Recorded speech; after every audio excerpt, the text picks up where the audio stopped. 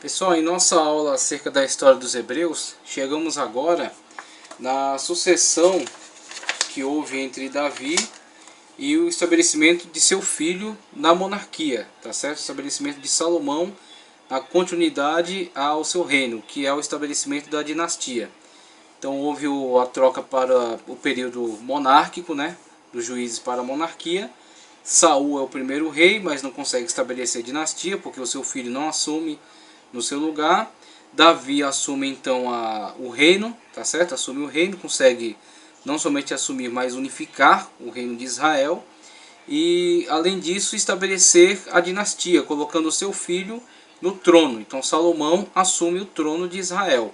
Na continuidade haverá uma linha dinástica que será perpetrada desde Davi, continuando por Salomão, Roboão e os reis que seguem aí na dinastia davídica à frente de Israel, o que não à frente de Judá, perdão, à frente de Judá, o que não acontecerá com Israel, as 10 tribos do norte. Então na página 30 vemos aí as questões que envolvem a ascensão de Salomão ao trono, que aliás não foi de forma tranquila, não foi de forma sossegada. Houveram conflitos intensos, houveram problemas muito sérios para a ascensão, para dar-se a efetiva ascensão de Salomão ao trono, tá certo? Na página 30, então, temos aí o texto que diz: a ascensão de Salomão ao trono só foi possível graças ao profeta Natã, sua mãe Batseba, e acima de tudo a preferência de Davi, conforme primeiro livro de Reis, capítulo 1, versículos 11 ao 40. De acordo com 1 Reis 1,17, Davi prometera a Batseba que Salomão lhe sucederia. Porém, ele não havia feito nada acerca disso, e já estava velho e fraco. O negócio havia ficado apenas em promessa. Essa atitude ambígua de Davi encorajou Adonias, possivelmente o mais velho dos filhos vivos de Davi, a tentar arrebatar o esperado prêmio. Sem dúvida, sabedor de que Salomão estava sendo preparado para a posição e sentindo que esta era legalmente sua, começou, como Absalão já havia feito anteriormente, como Absalão o fizera, a impressionar o povo, enquanto negociava com Joabe, tá certo? Joabe, o general do exército de Davi, tá certo? Joabe, general do exército de Davi. Não mais considerado pessoa da estima de Davi, e com o sacerdote Abiatar.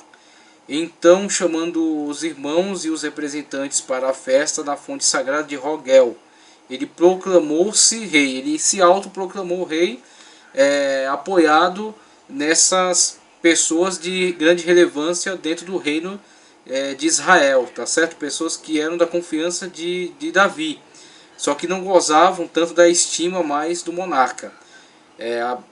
Joabe, por causa dos seus assassinatos, né, dos crimes cometidos por este general, com a morte de Absalão, tá certo?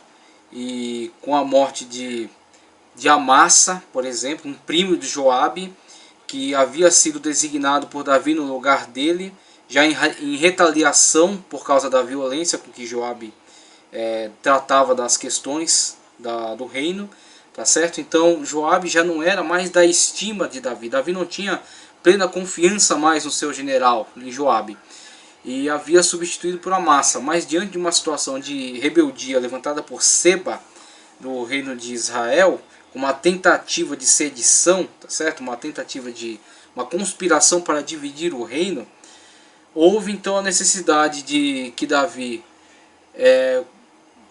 pedisse para que Davi ordenasse o seu general a organizar um exército de maneira rápida para intervir com bastante agilidade, tá certo? Nessa sedição de Seba no reino de Israel. Amassa demora-se para organizar as tropas, e então Davi despacha o seu exército particular, aquele exército de blindagem que havia em torno dele, os valentes de Davi. E à frente deles Joabe. E Joabe, ao encontrar-se com Amassa, a pretexto de demonstrar fidelidade ao rei, mas também com interesses próprios, interesses particulares, ele mata Amassa, né? Ele exagera aí nessa atitude dele, nessa retaliação. Então essas atitudes levaram Davi a não ter mais em Joabe uma pessoa de sua confiança. Abiatar, que sabia que a sua linhagem sacerdotal já encontrava-se na perspectiva de ser substituída.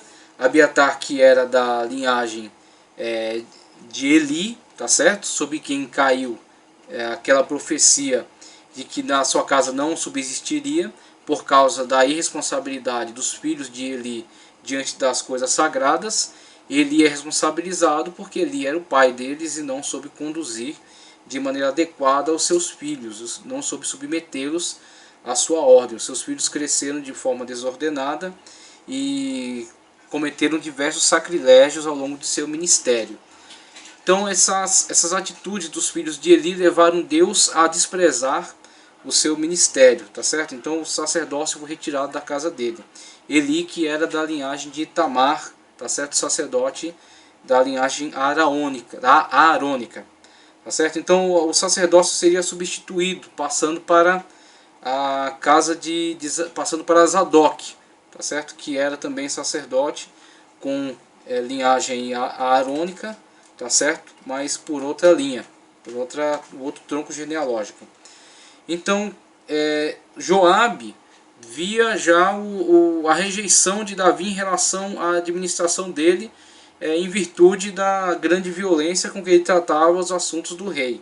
Então Joabe sabia que já não era mais preferido por Davi. E Abiatar sabia que haveria uma substituição na direção das coisas sagradas. A casa dele não subsistiria à frente das coisas do templo, tá certo? Em virtude da profecia contra Eli. Ele é um descendente de Eli, e ele sabia que estava se mantendo à frente da direção do culto, da direção das coisas relativas ao templo, porque ele havia sido fiel a Davi, principalmente no período em que Davi encontrava-se exilado no deserto, fugindo das investidas de Saul, e ele havia organizado aquele exército de mercenários.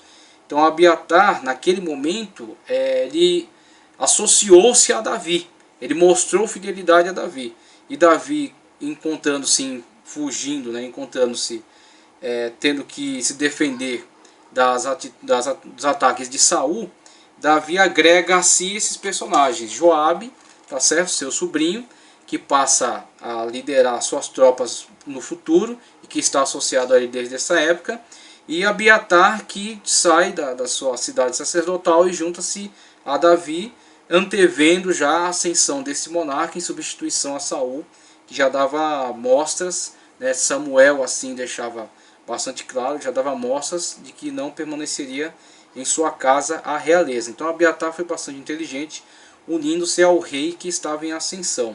Só que agora este rei em ascensão está velho e está prestes a morrer, e há uma substituição a vir.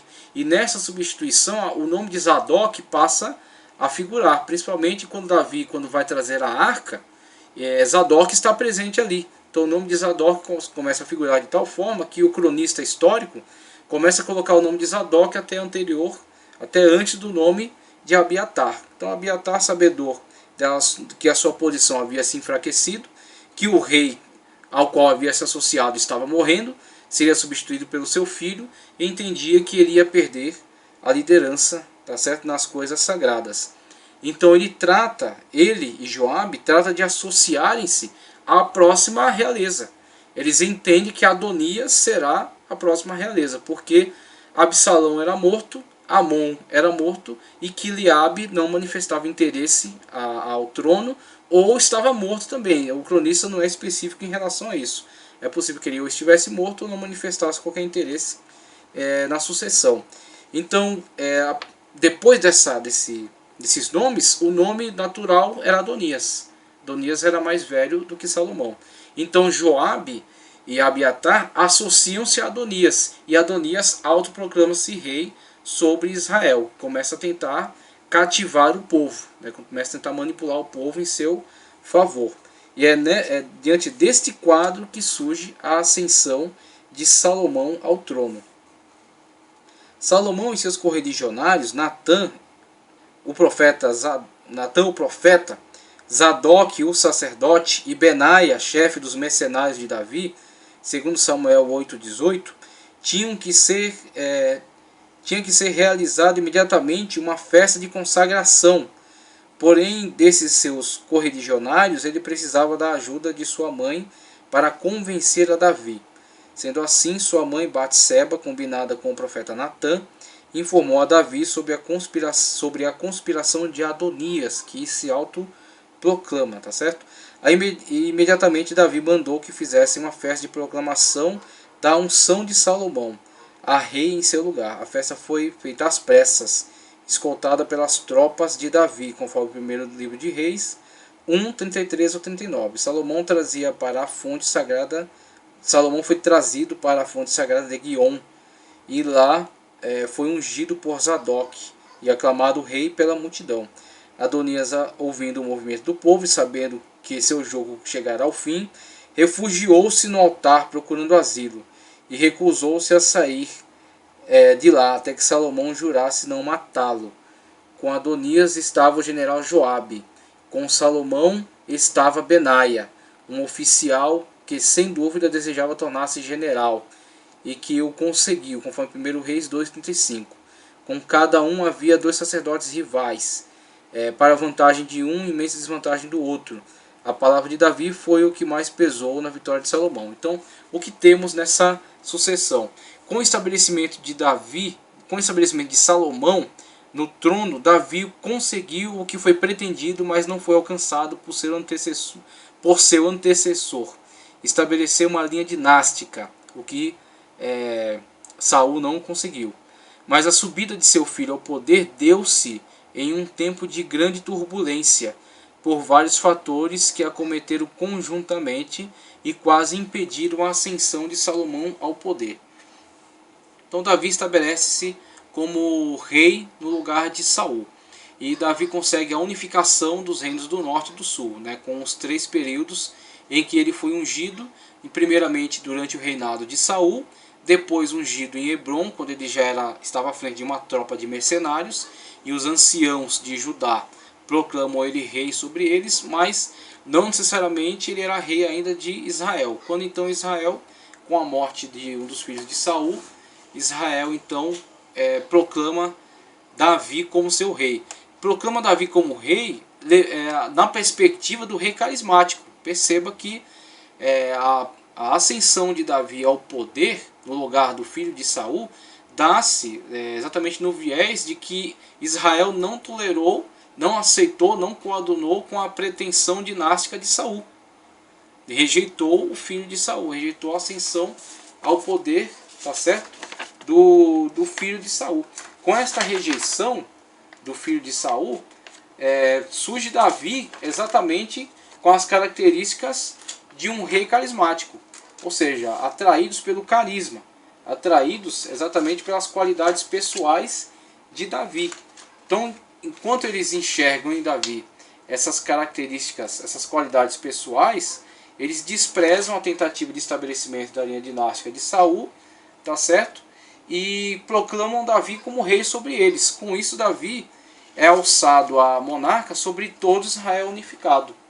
A partir dessa oportunidade, Davi é alçado à monarquia como rei sobre todo Israel unificado. Então, os méritos de Davi, além de suas qualidades pessoais, são estabelecer essa monarquia unificada, tá certo, entre Judá e Israel, vencer as batalhas, as grandes batalhas que estavam sendo travadas desde a época de Saul contra os filisteus, tá certo? Então Davi sai vitorioso com essa unificação, com uma melhor organização do exército, as qualidades pessoais de Davi, o temor de Davi a Deus, como Davi teme a Deus, e o fracasso de Isbosete, da tentativa dele de estabelecer-se como rei. Então Davi empreende essas batalhas, vence os filisteus, tá certo? E estabelece uma unificação em Israel, um exército organizado, a casa real, que Davi também organiza, pretendia a construção do templo, mas é impedido por isso, por Deus mesmo, porque era um homem de guerra, um homem com sangue nas mãos.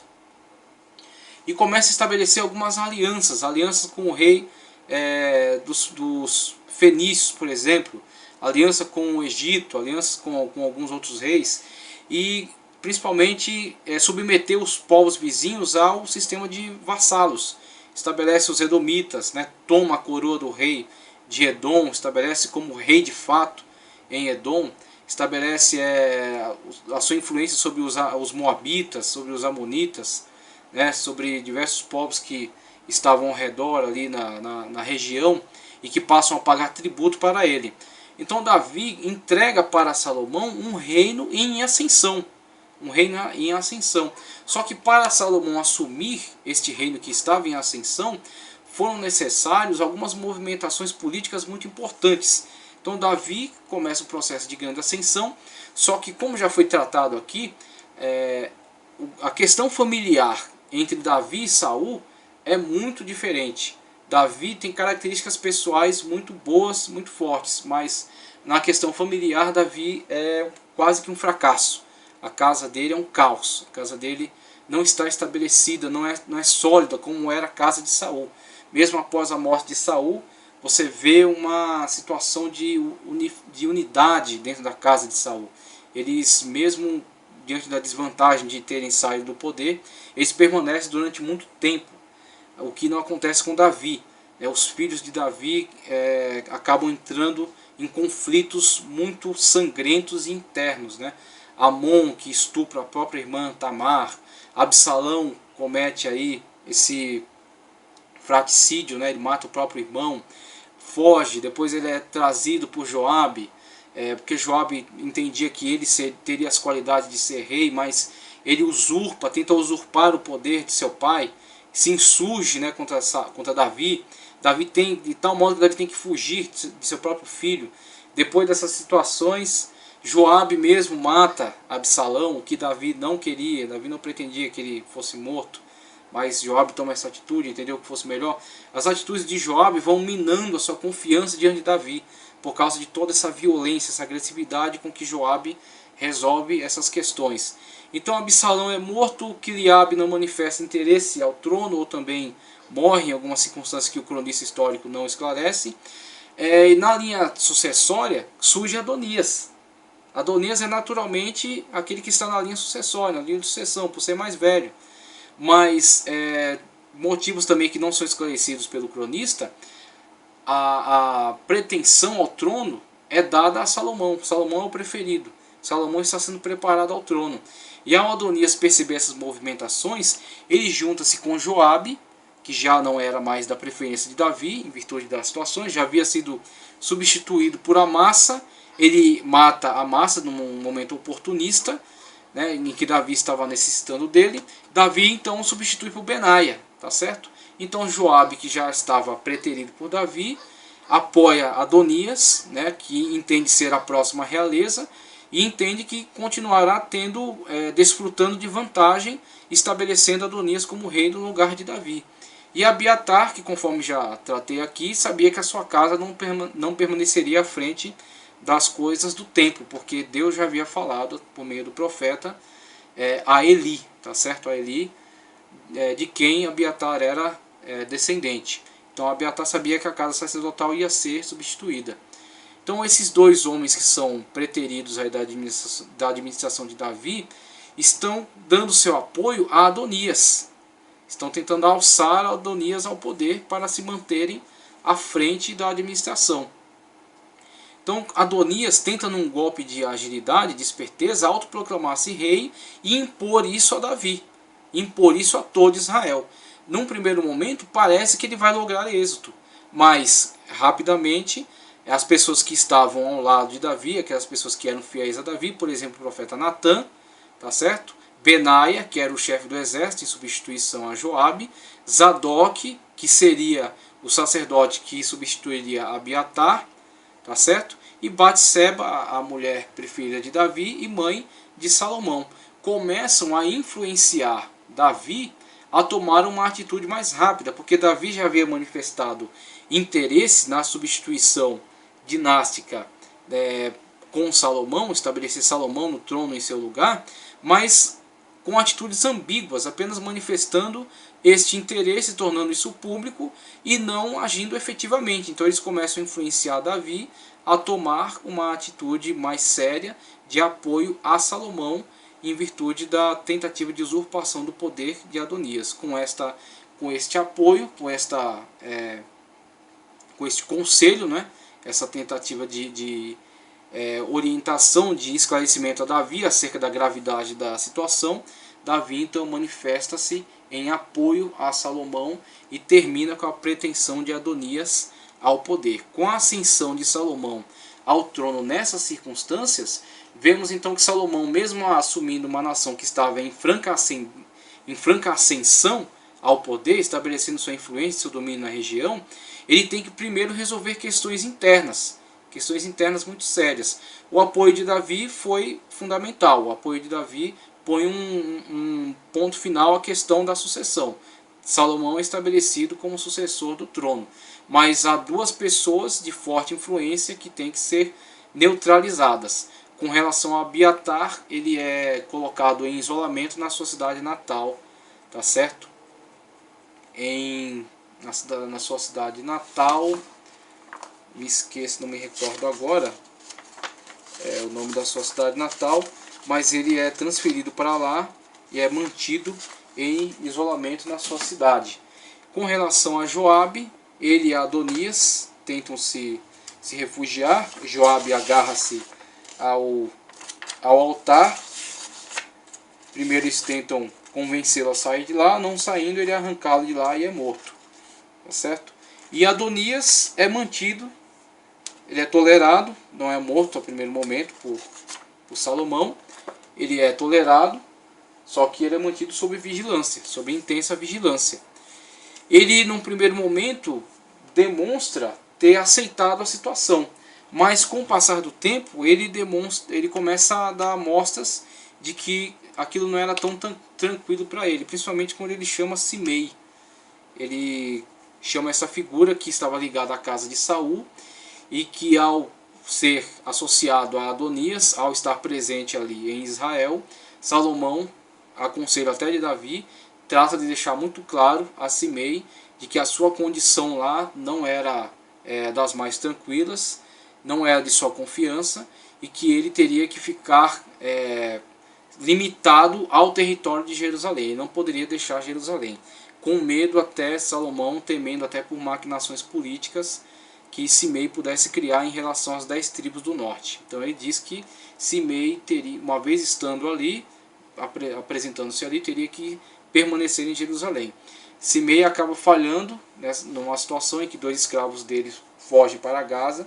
Ele vai até lá resgatar esses escravos e, ao voltar, dão notícia a Salomão, que chama-o à sua presença, cobra dele, inquire ele em relação a esse descumprimento das suas ordens, e diante disso acha a ocasião de eliminar esse obstáculo, né? Então Adonias é mantido sob vigilância, Simei, que havia sido convidado por ele, é morto, e Salomão estabelece, inclusive após a morte de Simei, o cronista deixa muito claro que desta forma Salomão estabelece-se no poder. Então não resta dúvidas para quem quer que seja acerca de quem havia assumido o trono no lugar de Davi. O trono está agora nas mãos de Salomão. Salomão estabelece-se como monarca sucessor. Está firmada agora a sucessão dinástica. Israel vê-se agora, neste momento, submetido a uma nova forma de governo, de fato, a monarquia estabelecida com uma linha dinástica, né, e não mais uma eleição de pessoas conforme um pressuposto carismático, né, o que havia acontecido exatamente na questão de Davi. Isso não é repetido na questão de Salomão. Isso irá ressurgir quando Salomão tentará colocar o seu filho no trono, o que de fato será colocado, mas haverá uma quebra da aliança com um retorno da questão da eleição do monarca a partir dos pressupostos carismáticos com a pessoa de Jeroboão. Então, num primeiro momento, Salomão está estabelecido no poder, através desta situação, dessas atitudes. E com Salomão no poder, vemos aí algumas coisas muito importantes que são empreendidas por Salomão. Primeiramente, Salomão é confirmado a realeza em Gibeão, ou Gibeon, tá certo? Salomão é confirmado a realeza neste lugar. Este lugar está muito ligado ao ministério de Zadok. tá certo? Não é o templo em Jerusalém, mas ali em Gibeon estava o altar herança do tabernáculo construído por Moisés, estava neste lugar, nessa região. O templo não estava completamente pronto ainda havia algumas, ainda estava em curso, né? Estava ainda a estabelecer-se como local definitivo de adoração. Havia ainda alguns outros locais, algumas outras sedes que eram de muita relevância, por exemplo Gibeon, onde Salomão foi levado para então ser consagrado pelo profeta Zadok, com o apoio de Benaia, chefe do exército, e com o apoio do profeta Natã, aquele que estava ligado diretamente à casa real de Davi. Então Salomão é ungido neste lugar, este lugar que é bastante significativo para o povo ainda nessa situação, tá certo?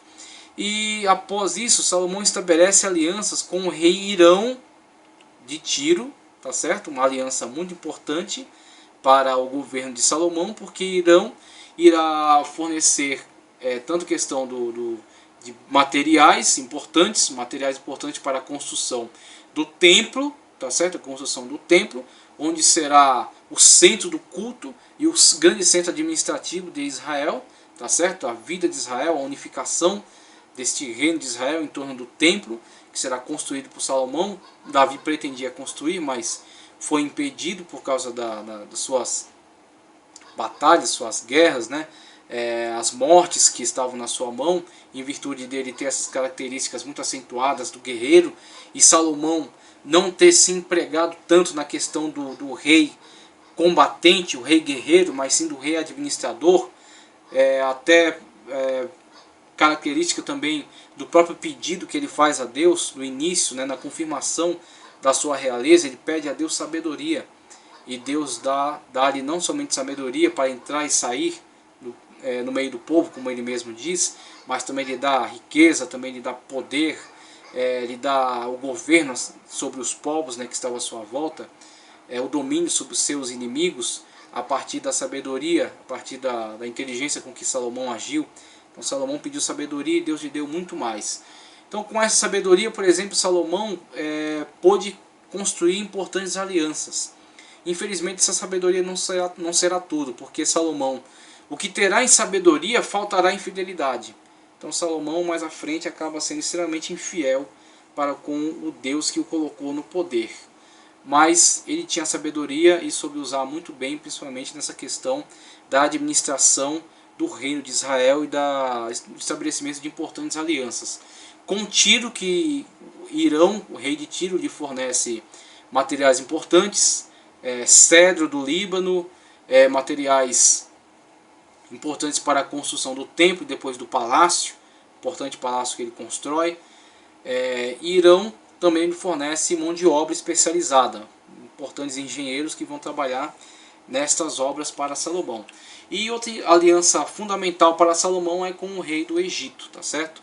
Estabelece aliança com o Irão de Tiro e casa-se com a filha do faraó Siamun, da 21ª dinastia do Egito. Então, alianças importantes estabelecidas aí por Salomão, que irão contribuir para o fortalecimento de Israel e a expansão das suas fronteiras a tal modo que nunca se verá mais, a não ser no tempo do milênio, o tempo escatológico, em que Israel alcançará toda a sua dimensão territorial para o qual foi planejado, para o qual foi projetado, né, debaixo da promessa de Deus.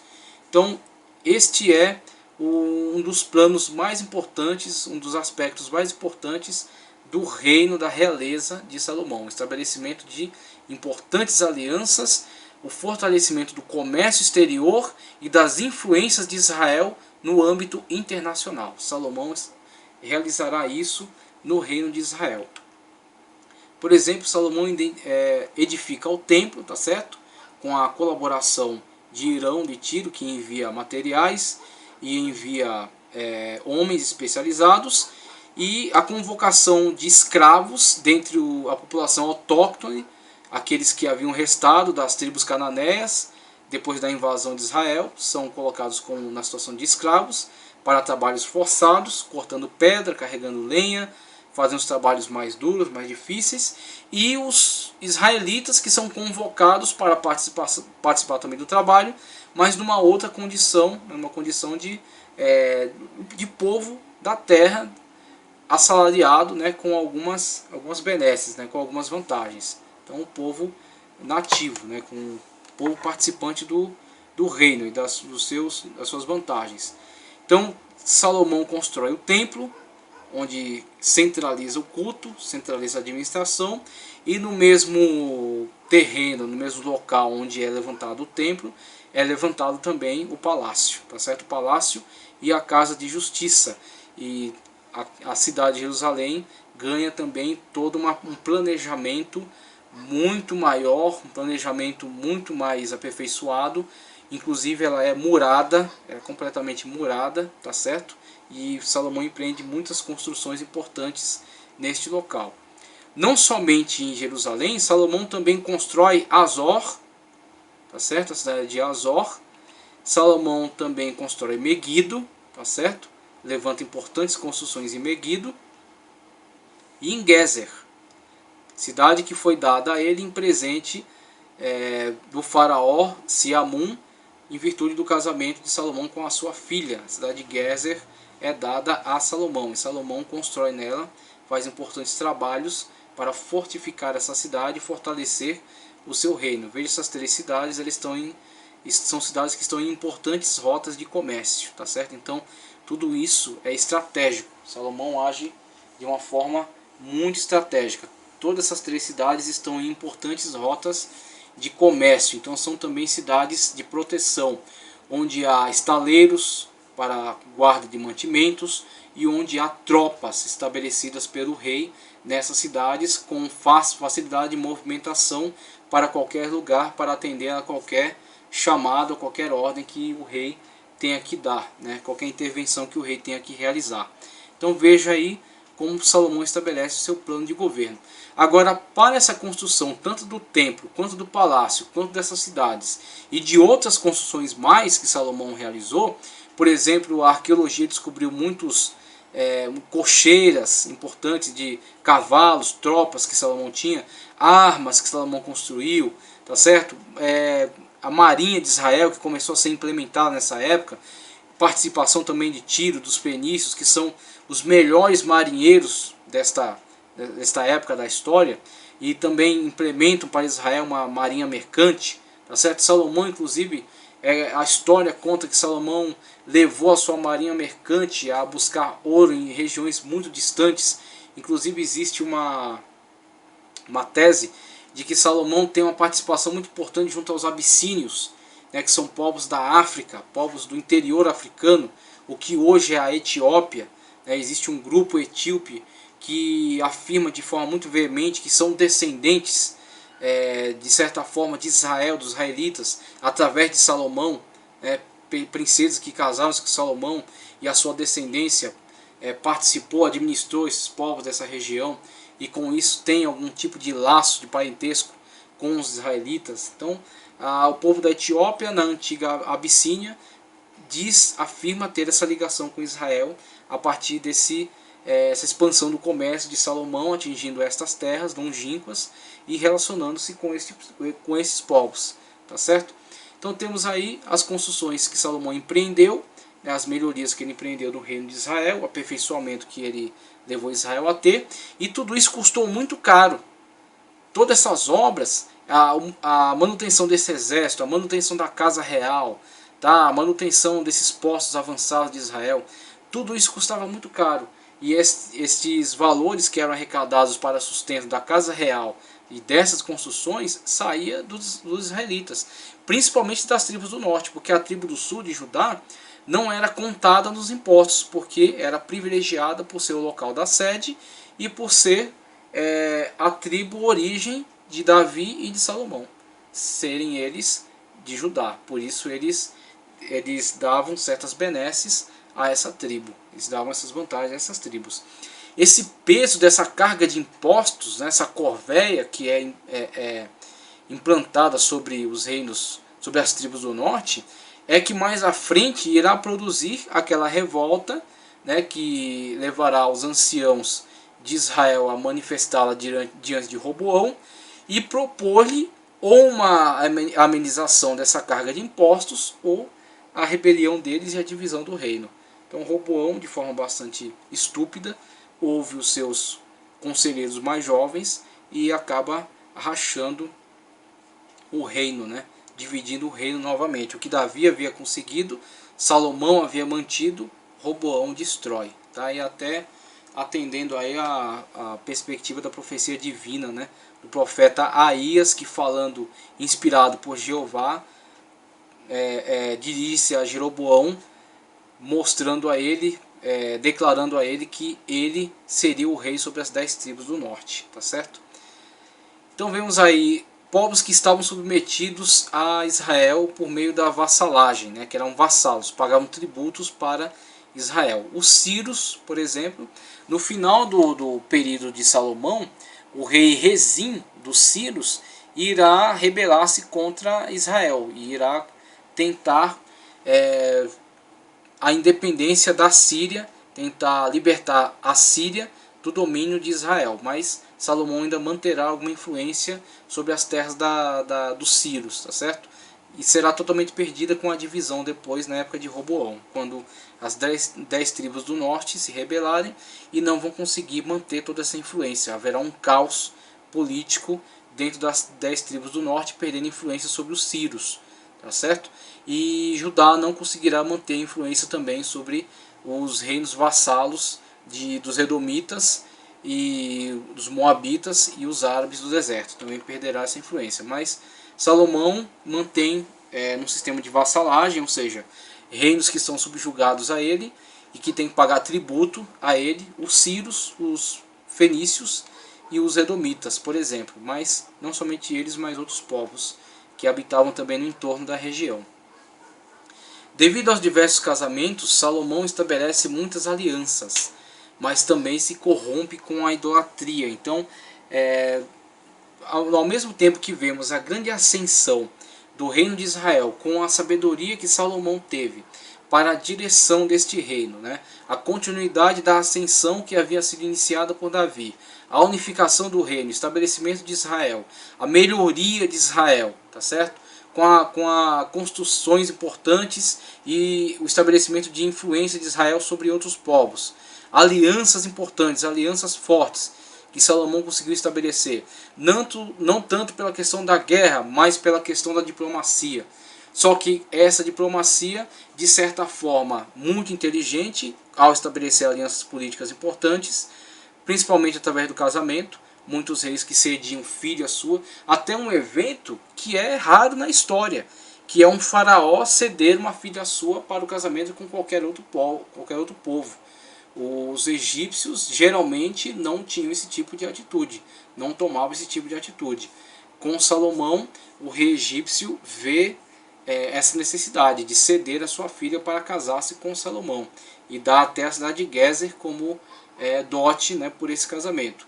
Havia toda uma intenção política por trás dessa aproximação, principalmente porque o rei do Egito, o faraó, Siamun, sabia que os assírios, uma nação ao norte dessa região que estamos observando aí, na parte norte da Mesopotâmia, estava crescendo, estava expandindo e breve seria ameaça para os egípcios. Então, o que o Egito pretende? Fortalecer esta região da Palestina. No caso, o reino mais forte dessa região era o reino de Israel, que estava unificado. Então ele fortalece o reino de Israel, estabelece uma aliança forte para que Israel seja um estado escudo para ele. Antes dos assírios chegarem ao Egito, terão que passar por Israel. E fortalecendo Israel, os egípcios pensam em estar fortalecendo suas defesas naturais. Então havia, claro, que uma intenção política muito ressaltada aí na aliança forte que havia entre Egito e Israel. Mas, de qualquer modo, há uma aliança. E vemos aí uma política diplomática muito inteligente por parte de Salomão ao estabelecer diversas alianças e fortalecer Israel. Mas onde falta a sabedoria a Salomão? Não mantendo a fidelidade ao Deus que havia o exaltado.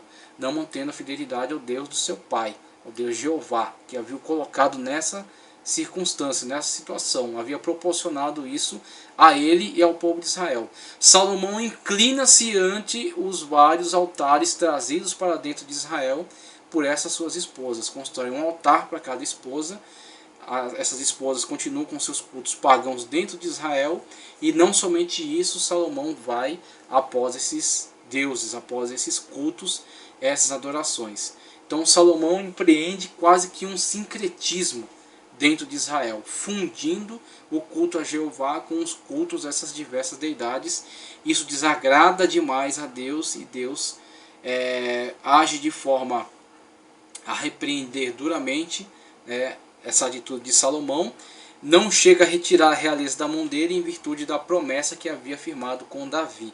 Então, em virtude da promessa com Davi, que nunca faltaria rei que se assentasse no trono, o trono será mantido, só que será mantido dentro de um espaço extremamente reduzido, porque após a morte de Salomão, o estabelecimento de Roboão no poder, Roboão não negociará de forma amistosa com as 10 tribos do norte, e elas então determinarão que o rei de Judá não é mais rei sobre todo Israel, é apenas rei de Judá, e com Judá permanece Benjamim. Então Judá e Benjamim constituíssem o reino do sul, o reino de Judá, e as 10 tribos do norte proclamam sua independência e fundam o estado, ao qual eles chamam o Estado de Israel, com o primeiro monarca eleito nessas características do monarca carismático e eleito sobre Israel apenas, Jeroboão. Jeroboão, que havia sido inclusive capataz de Salomão. Salomão, ao ver Jeroboão, simpatiza com ele, mas após saber que o profeta Aías havia profetizado que Jeroboão haveria de ser o rei sobre as 10 tribos do norte, Salomão empreende perseguição a Jeroboão, que refugia-se com este mesmo rei Siamum, tá certo? O rei Siamum do Egito. O rei Siamum trabalha também de forma bastante ambígua. Ele apoia Jeroboão, mantém ele refugiado lá. Ele refugia também um filho da realeza dos Edomitas, que mais tarde retoma o poder, e quando Salomão chega à sua fase fase idosa, e por fim ele morre, com a substituição do reino com Roboão, este rei edomita retorna à sua terra e rebela-se contra Judá. Então Judá perde influência sobre Edom, Israel perde influência sobre os sírios, e assim com a divisão há o enfraquecimento e o encolhimento dessa brilhante monarquia, deste império que foi fundado primeiramente sobre o governo de Davi e depois Salomão. Infelizmente isso não tem continuidade, isso será extremamente enfraquecido na época de Roboão. Mas vemos aí a grandeza que alcançou Salomão. Pena que toda a sua sabedoria que foi empregada para esse engrandecimento, alcançar tantas vitórias, alcançar tanto prestígio, tanta glória, a glória de Salomão se espalhou, a fama de Salomão se espalhou pelo mundo, de tal forma que a rainha de Sabá visita a sua corte e tece comentários, elogios bastante exaltados, acerca da ordem, acerca da nobreza, acerca da organização, do desenvolvimento que havia na corte de Salomão. Então a rainha de Sabá, a rainha de um reino distante, viaja até Salomão em virtude de ouvir falar de toda a sua glória, de todo o seu poderio. Então vejamos o rei Salomão, toda a sua grandeza, em toda a sua sabedoria, mas a sabedoria desvinculada da obediência levou ele à queda em virtude de deixar-se levar pela idolatria trazida para dentro de Israel por essas diversas esposas, tá certo? Então temos aí a grandeza e a queda do reino de Salomão. E com esse trecho temos aí então um pouco da administração de Salomão sobre o reino de Israel. Salomão organizou a administração de Israel estabelecendo 12 regiões provinciais, que de certa forma respeitavam os limites das regiões tribais. De certa forma, Salomão, por exemplo, ele tratou de extinguir a tribo de Dan. Ele mescla a tribo de Dan com a tribo de Naftali, em virtude da tribo de Dan, já desde o seu início, dar características muito fortes ao início da idolatria em Israel. É irônico porque ele mesmo depois vai se tornar idólatra, mas ele num primeiro momento combate essas características idolátricas que estavam muito presentes na tribo de Dan. Outra questão também que é um pouco chocante na administração de Salomão é o fato dele entregar muitas cidades que estavam dentro da tribo de Asser ao rei de Tiro, a Irão, rei de Tiro, em pagamento das obras e do material que ele havia empregado na construção do templo de Salomão e dos palácios. Então Salomão, não conseguindo quitar toda essa dívida, né, essa volumosa dívida em virtude dessas grandes obras, ele dá também em pagamento essas cidades litorâneas da tribo de Asser, a tribo de Asser. Então a Serra acaba perdendo parte da sua região litorânea em virtude disso. Ele estendeu seu domínio sobre estados vizinhos, aos quais estabeleceu como seus vassalos, dentre eles os Ciros, os filisteus, os edomitas, os amorreus e as tribos árabes. Tá certo? Dentro de sua política também havia importantes alianças políticas com as quais fortaleceu sua influência e garantia a paz para o seu período de reinado. Dentre as alianças, as mais importantes eram estabelecidas com o rei Irão, rei de Tiro, e Siamun, faraó egípcio, que lhe deu a sua filha em casamento. Então, vemos aí grande parte da sabedoria de Salomão sendo aplicada nessa brilhante administração, mas infelizmente essa sabedoria foi desperdiçada com a desobediência de Salomão à fidelidade que ele teria que ter para com o Deus de Israel, para com o seu Deus, o Deus de seu pai, o Deus que havia proporcionado a ele esse sucesso e essa vitória. Agora, eu creio, talvez não seja partilhado por todos, mas eu creio que o livro de Eclesiastes é a manifestação de um Salomão já idoso, vivido, né, e tendo experimentado o dissabor do desprezo de Deus em relação a essa sua atitude de cair diante da idolatria e ter visto toda a idiotice, né, toda a estupidez dessas suas decisões e chegando num ponto da sua velhice arrependido de tantas decisões erradas e refletindo acerca da vida, compõe o brilhante livro chamado Coelete, ou Pregador, o que temos nas nossas Bíblias como Eclesiastes. Eu creio que ali é a manifestação de um homem que viu a grandeza e também viu o seu próprio declínio. Não verá o declínio total de Israel, mas viu o seu próprio declínio. E com certeza antevê toda a destruição que há em não se submeter ao Senhor. Por isso que Salomão, no final do Eclesiastes, ele fala que no final todos daremos conta diante do Senhor. Salomão sabia muito bem disso e eu creio que aquele livro é o testemunho de um Salomão arrependido, convertido e submetido aos pés do seu rei, do seu Senhor, do nosso Deus, do Deus Jeová. Essas são características muito importantes da realeza de Salomão. Depois vamos dar continuidade aos nossos estudos com o seu filho, o sucessor na linha dinástica, Roboão, o homem na mão de quem Israel vai ser dividida, vai se rachar e vai se constituir em dois reinos distintos, ok?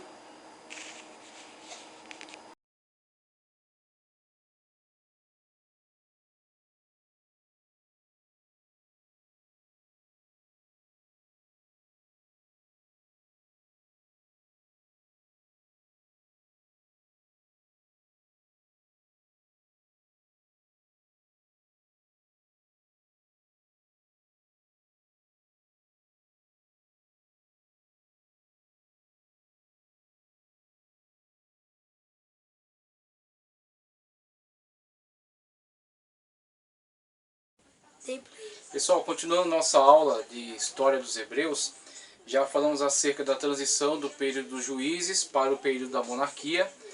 O último juiz de Israel, Samuel, que atua tanto no período dos juízes, né, como profeta, como sacerdote, como juiz, e depois dele estabelece a monarquia, né? Ele faz a transição desse período dos juízes para a monarquia, a desgosto dele, mas cumprindo com um desígnio do povo que buscava estabelecer-se com uma monarquia semelhante aos povos vizinhos, e Deus consentiu nisso. Não que fosse o plano perfeito de Deus, mas Deus consentiu nesse intento do povo para o estabelecimento da monarquia. Samuel deixou muito esclarecido para eles qual seria o peso que haveria para a nação em demanda do estabelecimento da monarquia, né?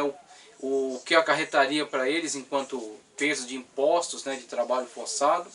Mas o povo quis estabelecer a monarquia, principalmente por causa do fracasso daquele sistema, em virtude da desobediência, da falta de compromisso deles com a lei, com o pacto que eles haviam firmado com Jeová. Então, diante desse fracasso, há o estabelecimento da monarquia. A transição desse período dos juízes para a monarquia é o período da mudança de governo das mãos de Samuel, que foi um dos juízes, para Saul, que é consagrado então por Samuel, por esse juiz, esse profeta, é consagrado o primeiro rei de Israel. Então Saul estabelece uma monarquia que acaba sendo breve, em virtude de problemas pessoais, de defeitos pessoais do próprio monarca. Esse monarca acaba atentando contra o código de Jeová, atentando contra a lei de Jeová. Quando ultrapassa os limites da sua alçada, o monarca não poderia oferecer culto, por exemplo, não poderia oferecer sacrifício a Jeová. Isso era a competência do sacerdote. No caso, era da alçada de Samuel. E Saul, diante de uma situação, acaba transpassando esse tabu, essa barreira, essa limitação, e com isso põe fim ao seu reinado. Com esse problema e com outros problemas também, que foram visualizados pelo historiador bíblico no livro de Samuel e de Reis.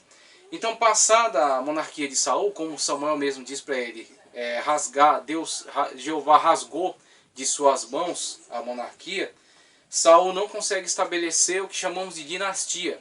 Então, o primeiro homem que assume a monarquia de Israel é substituído por um novo monarca que foi ungido ainda no período do seu reinado, Davi, filho de Jessé, do menor filho de Jessé, o mais novo, que cuidava do rebanho, que não tinham em relação a ele nenhuma pretensão, nenhuma expectativa, não gerava uma expectativa em relação a ele, mas ele é ungido por Deus, Deus o escolhe.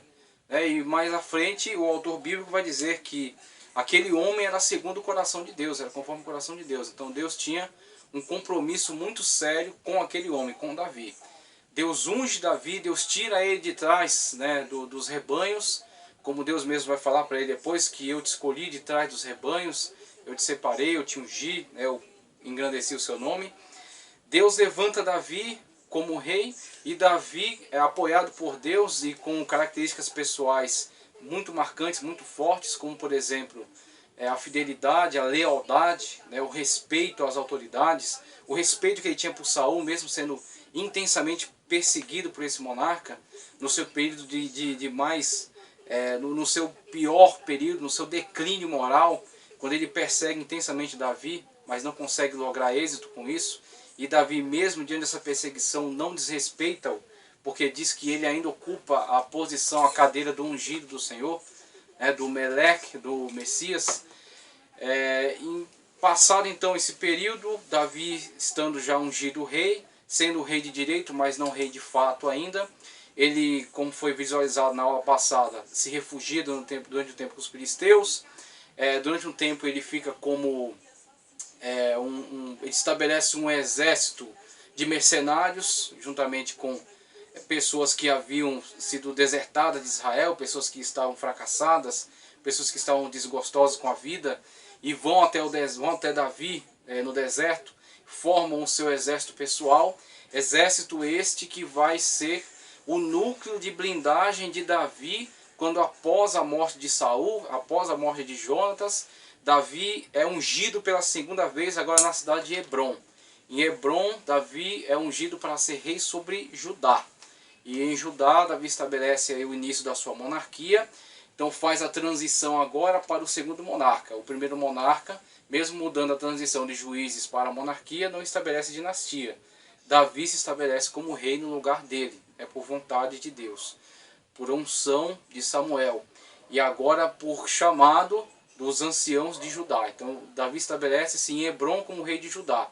E mais à frente, as 10 tribos do norte de Israel, que ainda estão numa mentalidade, preservam uma mentalidade de divisão em relação ao reino de Judá, o reino de Judá, e depois na divisão que vai haver com Roboão, ficarão Judá e Benjamim como reinos do sul, e as 10 tribos do norte. E essa mentalidade não será nova, essa mentalidade é carregada ao longo da história. Quando, por exemplo, Davi é ungido para ser rei sobre Judá, mas as tribos do norte não necessariamente tinham ele como rei. Eles vão ter Davi como rei na situação em que o filho, ou um dos filhos de Saul, tenta se colocar como rei, como monarca, só que ele não recebe apoio, ele é abandonado, inclusive pelo o capitão do seu exército, e ele é morto. Então as tribos de Israel colocam Davi como seu monarca também, estabelece então uma unificação. Israel é unificado sob a égide da monarquia davídica.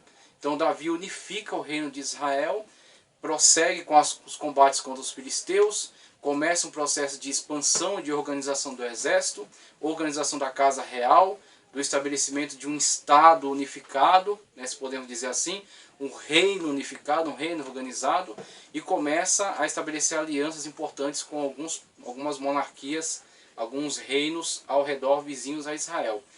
Passado esse período, temos agora o período da monarquia de Salomão. Davi consegue estabelecer uma dinastia. Davi transfere o seu poder real, transfere o seu governo para o seu filho. Davi transfere o governo para Salomão. Salomão assume num período de grande turbulência, um período de grandes complicações em Israel. Mas Salomão, com o apoio de Davi, com o apoio do profeta Natã, com o apoio de Batseba, sua mãe, e com o apoio do sacerdote Zadok, consegue se estabelecer no poder. O reino de Salomão prospera. Salomão é um grande administrador, estabelece muitos pactos, muitas alianças. Mas o problema de Salomão é que para o estabelecimento dessas alianças, há também um comprometimento do seu próprio caráter, da sua própria pessoa. Porque nessas alianças estabelecidas com diversos povos ao redor, Salomão casa-se com muitas filhas de reis de países estrangeiros, que vão compor o seu harém e vão trazer para dentro de Israel os cultos pagãos.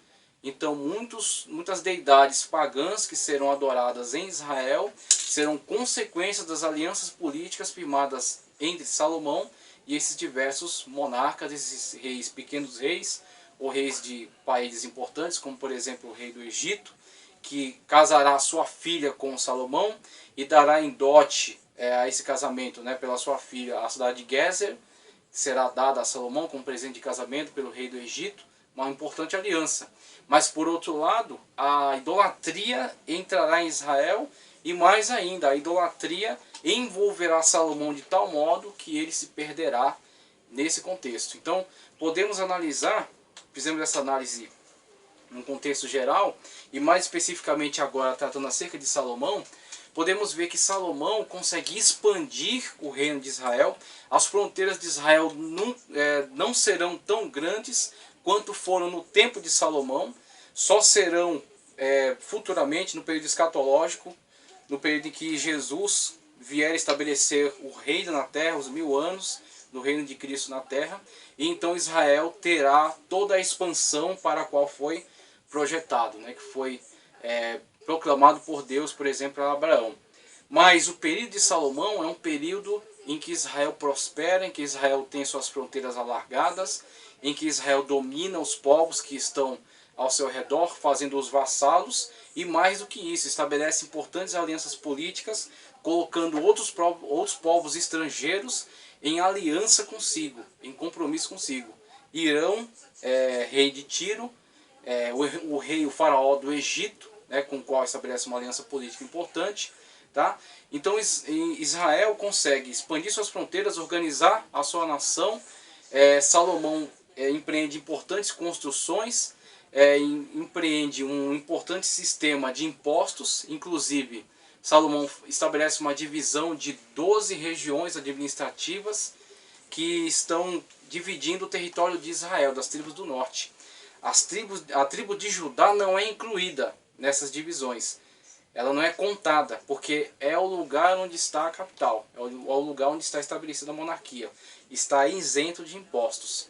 As tribos do norte são divididas, Salomão respeita de uma certa forma, também não especificamente, mas respeita de uma certa forma as divisões das tribos, e estabelece regiões administrativas que serão governadas por líderes tribais e pagarão impostos à coroa, sustentarão a monarquia, sustentarão a administração do reinado de Salomão, com altas cargas de impostos, pesadas cargas de impostos. Impostos pagos em espécie, impostos pagos por meio de produtos da terra, inclusive há uma rotatividade em que cada região administrativa dessa sustentará o Palácio Real durante um mês. Há também o fornecimento de homens para o exército e o fornecimento de homens para o trabalho. O trabalho escravo tem o fornecimento de homens dos povos autóctones da terra, ou seja, os povos que restaram dos cananeus. Os cananeus que não foram completamente dizimados, que restaram alguns enclaves da terra, são feitos escravos no sentido de trabalho submetido a trabalho de escravidão sem quaisquer salários, né, sem quaisquer benefícios, direitos. São escravos simplesmente, não estão cobertos pelas garantias da lei. Somente em algumas questões de humanidade, em algumas questões de descanso do sábado, mas são submetidos à escravidão porque são povos que haveriam de ser submetidos ou à escravidão ou à morte, né, pelo próprio mandamento de Deus quando o povo entrou na terra.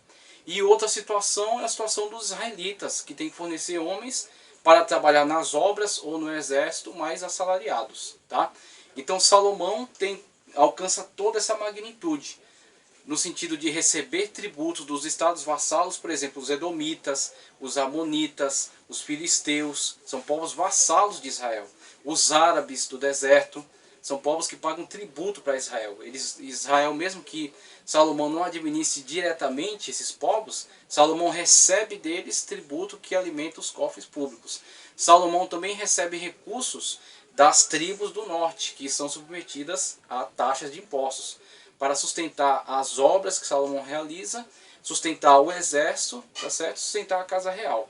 Então Salomão recebe impostos vindos dos vassalos, recebe impostos vindos das tribos de Israel, que estão divididas em regiões administrativas, pelo menos 12 regiões, tá certo? E tem alianças políticas importantes com reinos grandes da época, né? O reino dos fenícios, por exemplo, e o reino egípcio, tá certo? Então eles estabelecem um importante comércio entre esses povos.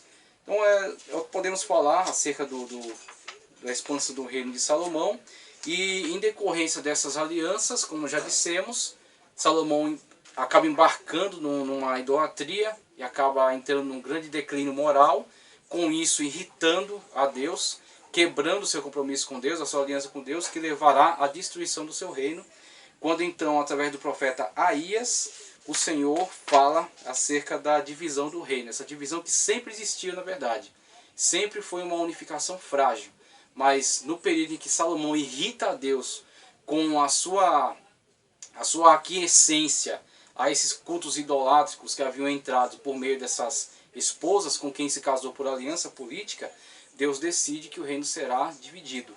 O profeta Aías, abordando Jeroboão, estava com uma veste nova, rasga a capa da sua veste, divide essa capa em 12 pedaços, entrega 10 pedaços a Jeroboão, dizendo que ele assumiria os reinos do norte, os reinos de Israel. Então fica estabelecido aí, já por profecia divina, que Salomão perderia, na continuidade, não Salomão não veria isso, mas o seu filho sim, não haveria essa unificação iria ser destruída em virtude desse desrespeito para com o pacto, para com a aliança com o Deus Jeová. Então isso fica profetizado, Salomão, isso chega ao conhecimento dele de alguma forma, e ele empreende uma perseguição a Jeroboão. Jeroboão tem que se refugiar com o rei do Egito. E outras situações que Salomão vivenciou também, durante o final do seu período, foi a revolta de Rezim, dos sírios, que passa a agredir o reino de Israel, e a revolta também dos edomitas. Os edomitas se rebelam buscando independência, e logo após a morte de Salomão, isso se efetivará principalmente no período em que o filho de Salomão, a dinastia está estabelecida, Davi transfere o seu governo para Salomão, e Salomão consegue colocar o seu filho Roboão no reino. Só que Roboão não tem a sabedoria que Salomão tinha, não tem a prudência que Salomão tinha. Ele consulta conselheiros da época de seu pai Salomão, que o aconselham a negociar uma diminuição das taxas e dos impostos que haviam sido impostos às 10 tribos do norte, as tribos de Israel, as 12 regiões administrativas que não incluíam Judá, onde estava a capital Jerusalém. Mas ele, se consultando com os seus conselheiros recém-eleitos, os seus amigos com quem compartilhava a vida, eles dizem para que ele se manifeste de uma forma mais dura ainda. Nós vamos ver isso quando estivermos tratando especificamente acerca de Roboão. E deste conselho vem o fatídico cumprimento da profecia divina que já havia sido pronunciada por meio do profeta Aías. O reino é dividido. Esses anciões decidem que o reino será dividido, Judá e Israel. Tá ok? Então, na continuidade, vamos tratar acerca de Roboão. Certo?